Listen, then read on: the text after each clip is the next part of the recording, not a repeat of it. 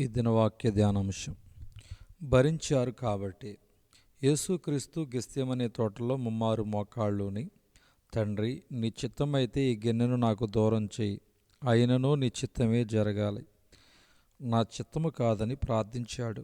ఏమిటా గిన్నెంటే అవమానము, హింస, దెబ్బలు, అన్యాయపు తీర్పు, మరణము.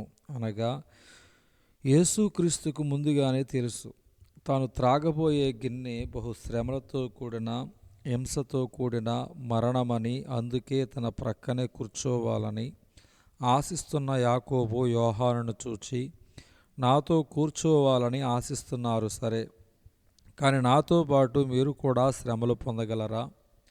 నా వలె మీరు హింసలు భరించగలరా? నా వలె మీరు గాయపరచబడగలరా? అవసరమైతే నా వలె మీరు మరణించగలరా అని అడగగా వారు స్పష్టముగా చెప్పారు, అయ్యా, నువ్వు త్రాగే పాత్రలోనిది మేము కూడా త్రాగగతాము, నీతో పాటు ఉండడానికి ఏమైనా భరిస్తాము, ఏమైనా సహిస్తాము, మేము నీతో పాటు ఉంటే చాలును అని చెప్పి ఆ విధముగానే మొట్టమొదటిగా యాకోబు ఆ పాత్రను త్రాగినవాడయ్యాడు. దాదాపు అదే కాలమందు రాజైన హేరోదు సంఘపు వారిలో కొందరిని బాధ పెట్టుటకు బలత్కారముగా పట్టుకొని యోహాను సహోదరుడైన యాకోబును ఖడ్గముతో చంపించెను. అపోస్తుల కార్యం 12వ అధ్యాయము 2వ వచనం.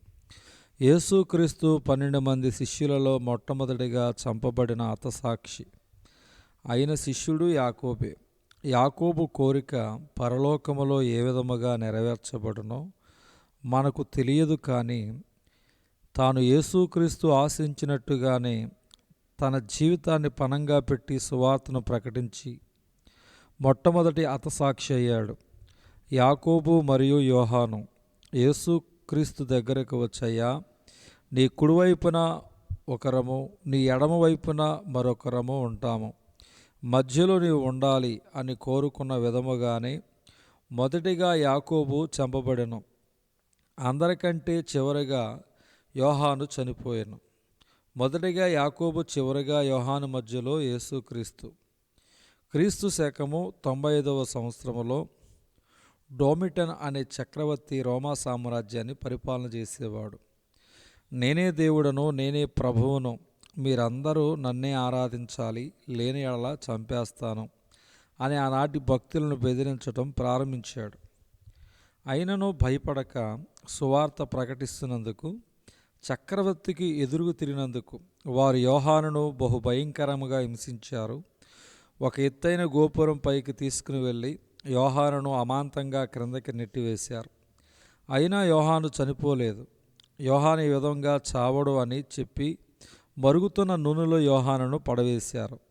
యోహాను ఆ నూనెలో మరిగిపోయాడు, కానీ చనిపోలేదు. యోహానును ఎన్ని విధాలుగా చంపాలని ప్రయత్నించినను చనిపోయేసరికి ఆ చక్రవర్తి యోహానును పద్మాస్ అనే ద్వీపములో పడవేశాడు. పద్మాస్ అనే ద్వీపము అగ్నిపర్వతాలు పేలేటువంటి ద్వీపము. యోహానును మనము చంపలేము, కానీ అగ్నిపర్వతాల మధ్య పడవేస్తే ఏదో ఒక అగ్నిపర్వతం పేలి తాను చనిపోతాడని తలంచాడు. కానీ యోహాను చంపబడ్డానికి పద్మాసు ద్వీపములో పడవేయబడితే ఆ పద్మాసు ద్వీపములోని యేసుక్రీస్తు యొక్క ప్రత్యక్షతను, క్రీస్తు రాకడ గూర్చిన దర్శనాలను, పరలోక దర్శనాలను చూడగలిగాడు. తాను చూసిన ప్రత్యక్షతను పుస్తకముగా వ్రాశాడు. అదే ప్రకటన గ్రంథము తుది శ్వాస వరకు అటు యాకోబు మరియు యోహాను దేవుని కొరకే సాక్షులుగా జీవించారు, దేవుని కొరకే మరణించారు.